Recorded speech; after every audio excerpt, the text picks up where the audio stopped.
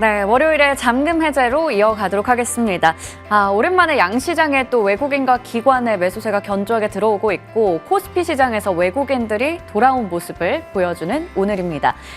이 기세 쭉쭉 이어갔으면 좋겠다라는 생각이 드는데요. 코스피 지수가 1.58% 상승, 코스닥도 마찬가지로 1% 가까이 올라가고 있는 시장입니다. 자, 오늘 그러면 이분과 종목에 대한 이야기 나눠보도록 할게요. 알파경제 김종효 이사님 함께 할게요. 안녕하세요. 네, 안녕하십니까. 네, 먼저 저희 머니맵 통해서 종목의 흐름부터 짚고 가도록 하겠습니다.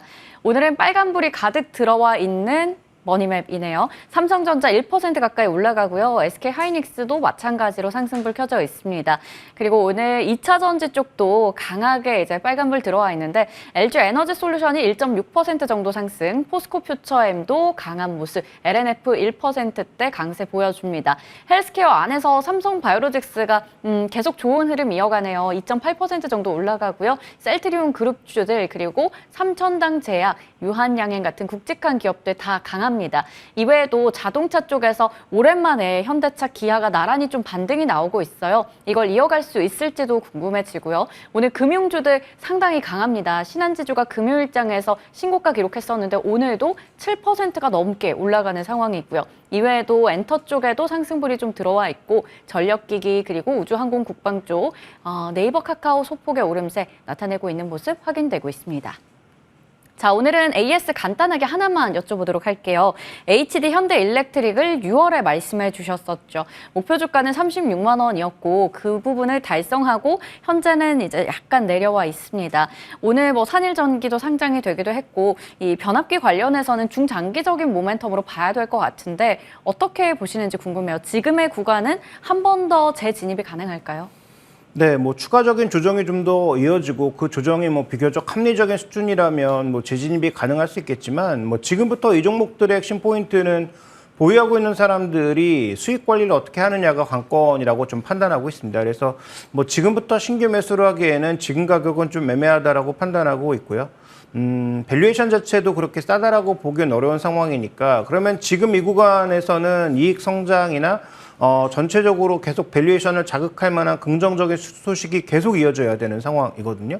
근데 다 아시는 것처럼 지금 AI 쪽 같은 경우에도 뭔가 계속 뻗어나갈 수 있을까? 내년에 이렇게 공격적으로 성장할 수 있을까에 대한 의심이 우리나라가 아니라 미국에서부터 나타나고 있는 거잖아요. 그래서 이들 종목에 대해서도 신규 관점은 조금 쉽지가 않고 조정을 기다리시는 게 나을 것 같고 보유하고 계신 분들은 자신만의 어떤 이익 실현 관점에 확실한 포인트를 가져가시는 게 좋지 않을까. 저라면 아마 조금 정도 분할 매도는 조금 해보지 않았을까라는 생각을 하고 있습니다. 네, 지금은 다시 들어가기 위해서는 약간 조정을 더 기다릴 필요가 있을 것 같고요. 이 구간에서는 우리가 또 수익을 낼 수 있었던 만큼 분할 매도의 관점에서 말씀해 주셨네요. 자, 그러면 오늘의 잠금 해제 종목들 만나보겠습니다. 먼저 첫 번째 종목은 앞서 머니맵에서 확인했죠. 기아입니다. 가장 주목할 포인트. 이번에 현대차, 기아 나란히 실적 잘 나왔고 주주 환원에 대한 기대감부터 여러 호재들이 있습니다. 하지만 그럼에도 불구하고 자동차 산업의 부진에 대한 우려 그리고 피크아웃 우려가 지속이 되면서 주가는 좀 못 갔어요. 7월 한 달 동안 나란히 10% 이상 밀렸었거든요. 하지만 오늘 또 반등이 나옵니다. 이거는 유의미한 반등인지 아니면 기술적으로 나온 걸까요? 일단 결론부터 말씀드리면 아직까지 기술적 반등인데요. 근데 이제 우리가 잘 살펴봐야 될 건 7월 달에 조정이 도대체 왜 났을까를 생각해 보셔야 됩니다.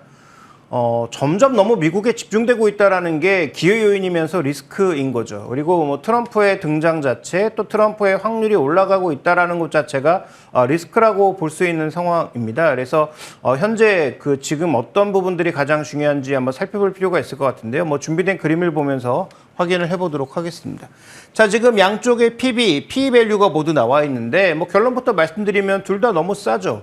지금 글로벌 평균 수준 정도에 불과하긴 하지만 어쨌든 시장 대비해서도 싸고 글로벌 평균 대비해서도 비교적 싼 영역입니다. 그 큰 범주 내에 들어있다고 하지만 그 범주 내에서 또 비교적 싼 위치에 기아가 놓여 있거든요. 그렇다면 두 가지 중에 하나면 되죠.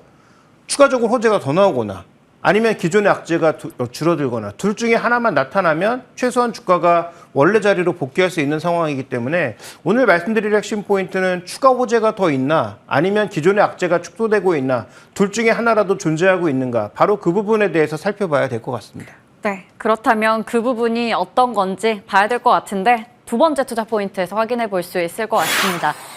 중국이요. 중국 쪽은 참 기다렸던 것 같은데 나름 그 중국 공장의 EV5 생산 전략이 굉장히 또 효과를 보고 있다고요. 네, 뭐 생산이 문제가 아니고 수출이 문제죠. 어차피 EV5는 중국에서 잘 안 팔립니다. 어차피 그 가격대에 더 좋은 중국 차들이 워낙 많고 경쟁이 치열한 상황이라서 어차피 뭐 EV5가 중국 내 판매를 의미 있게 가져가기는 어렵고요. 어쨌든 중국에서 생산했지만 나름 그래도 효율적인, 나름 그래도 괜찮은 가격대의 생산량을 늘려서 중국 내에서 수출을 늘릴 수 있다면 이건 좀 의미가 있을 수 있는 거죠. 그래서 어차피 지금 중국도 해외 생산을 통해서 여러 가지 장벽을 막으려는 그런 시도가 나타나고 있는 것처럼 우리도 뭐 중국에 있는 공장들을 놀리지 않고 계속 증가시키는 건 의미가 있죠. 그래서 준비된 그림에서 보시는 것처럼 2022년도가 저점이었고 23년도에 약간 회복, 2024년도에 추가적으로 더 회복을 보일 것으로 예상이 되고 있는데 어쨌든 레벨이 올라가고 있는 거잖아요. 그다음에 뭐 EV5가 뭐 중국 내에서 잘 팔릴 가능성이 없다고 하더라도 나름 차량도 크고 그다음에 뭐 가격도 비교적 합리적인 수준에서 팔 수 있는 가격. 즉 국내에서 지금 팔고 있는 EV3보다 LFP를 달고 중국에서 부품을 조달하면서 더 낮은 가격으로 밀어낼 수 있는 그런 상황이 있단 말이죠. 그래서 적어도 전기차 부분에서는 PV5와 함께 EV3, EV5라고 하는 이런 모델들이 비교적 합리적 가격, 그다음에 합리적 용도의 전기차를 늘려나갈 수 있다는 측면에서 소위 전기차 캐즘이 온다고 하더라도 이 부분은 나름 긍정적이지 않나. 그래서 아까 말씀드렸던 호재가 추가적으로 더 나온다라기보다는 악재가 좀 줄어든다라는 측면. 그러니까 중국은 계속 뭐 증자하거나 아니면 뭔가 적자가 나는 그런 사업부였는데 최소한 BEP만 맞출 수 있다라는 측면에서도 기아차 입장에서는 악재가 줄어드는 측면이 있는 거죠. 그래서 오늘 제가 주목한 것은 기아차가 뭐 추가 호재가 크진 않지만 어쨌든 일부 악재가 줄어들었다라는 관점에서도 제자리는 찾아나갈 수 있다. 이렇게 좀 바라보고 있습니다. 네, 제자리를 찾아갈 수 있다는 기대감 중국 시장에서 확인해 볼 수 있었습니다. 다음 투자 포인트는 미국입니다. 미국에서 선방하고 있는데 전기차 캐즘에 대한 논란을 사실 하이브리드 차 생산을 많이 늘리면서 좀 극복을 하고 있는 것 같거든요. 네, 그것도 그렇고요. 그다음에 현대차하고 기아차하고 미국 비중이 늘어나는 게 기회이기도 하지만 위기라고도 말씀드렸잖아요. 그러니까 미국 자동차 시장이 축소되면 어떻게 할 거냐라는 부분. 그다음에 미국 현지 생산이 늘고는 있지만 어쨌든 우리는 수출량이 더 많기 때문에 뭐 그와 관련된 장벽이 생기면 어떻게 할 거냐라는 그런 부담감이 나타나고 있는 것인데요. 자, 준비된 그림 보시면 현대차가 미국에서 실제로 가장 많이 팔고 있는 현지 생산 물량과 그다음에 기아차가 가장 많이 만들어내고 있는 물량의 좀 차이를 보시면 SUV 포트폴리오가 아무래도 현대차보다는 기아차가 좀 더 강한 모습이고요. 텔룰라이드 같은 상대적으로 상위급의 차량이 포진하고 있다는 점이 더 우위가 아닐까라고 판단하고 있고요. 그 다음에 이제 타스만이라고 기아 모하비를 파생시킨 이 픽업 트럭, 그러니까 산타크루즈는 뭐 미국에서 큰 판매량을 가져가기 어려운 차량인데 타스만 같은 경우에는 뭐 지금 정통 픽업 트럭이기 때문에 이게 이제 미국에 대비했을 때 합리적인 가격으로 대비한다면 뭐 미국에서 가장 많이 팔리는 차종 이 경트럭, 라이트 트럭에서도 의미 있는 어떤 판매량을 가져갈 수 있는 모델이 생길 수 있다는 측면에서 지금 뭐 전기차가 됐든 미국 시장에 팔려서 현지 생산하고 있는 차종이 됐든 전반적으로 기아차가 좀 더 우위에 있지 않나라는 판단이고요. 마진율도 지금 뭐 양사를 비교해 보면 압도적으로 기아가 높은 상황인 거죠. 그러니까 그런 여러 가지 요소들을 고려해 봤을 때 뭐 기아차에 대해서는 뭐 부정적인 이슈만 있는 게 아니고 오히려 긍정적인 이슈, 악재가 줄어들고 있는 것과 추가적으로 좀 긍정적으로 볼 수 있는 부분이 있다. 특히 미국에 현지 생산하고 있는 물량이 상대적으로 그 믹스 기준으로 봤을 때 현대차보다 우위에 있는 측면이 있고요. 실제로 재고 관리도 더 잘 되고 있는 그런 상황으로 여겨지고 있습니다. 네, 그러면 가격 전략은요? 근데 이 종목 기존에 뭐 15만 원 목표가를 올려서 제시한 적이 있죠. 여전히 그 가격을 유지하고요. 그 가격이라고 해봐야 올해 예상되고 있는 실적의 한 6배 정도 수준입니다. 내년도 이익이 하향된다고 하는데요. 그렇게 큰 폭의 하향은 아닐 것으로 보여서 가격 하향을 한다고 하더라도 내년도에 이익을 가져왔을 때도 7배 정도의 수준입니다. 그렇다면 뭐 15만 원은 그렇게 크게 부담되는 자리로 보여지지 않아서 뭐 현대차보다 저는 여전히 기아차에 대해서 긍정적 관점을 가지고 있고 목표가는 15만 원을 제시하고 있습니다. 네, 기존에 제시해 주셨던 목표 주가 15만 원 유지 말씀해 주셨네요. 다음 종목으로 넘어가 보겠습니다.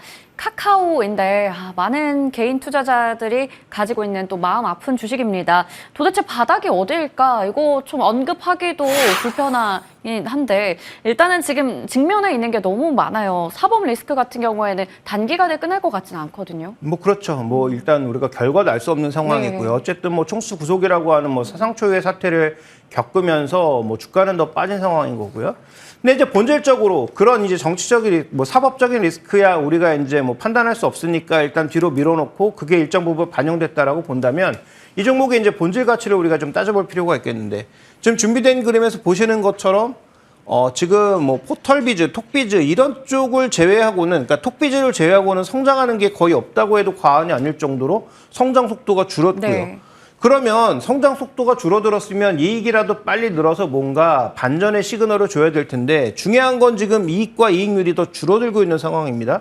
근데 이게 2025년도에도 지금 개선될 수 있는 뭔가 밑그림이 안 보여요. 그래서 지금 뭐 정신화 대표가 출범한 지가 6개월 정도가 됐고 뭐 물론 6개월 지나기 전에 김범수 그 위원장이 다시 전면으로 나서면서 뭔가 그립을 잡고 가고 있었기 때문에 정신화 CEO가 뭔가 할 일도 없었겠지만 어쨌든 지금 뭔가 새로운 그림을 보여주지 못한 상태에서 김범수 위원장이 지금 영어의 몸이 된 그런 상황이다 보니까 현재 구간에서 이 기업은 뭔가 방향성이 안 보인다라고 하는 것. 그래서 방향성이 보여야 우리가 뭔가 바닥 얘기도 하고 뭔가 의미 있는 반전 시그널도 얘기를 할 텐데 지금 구간에서는 본업 자체의 방향성이 흐트러졌다라는 것.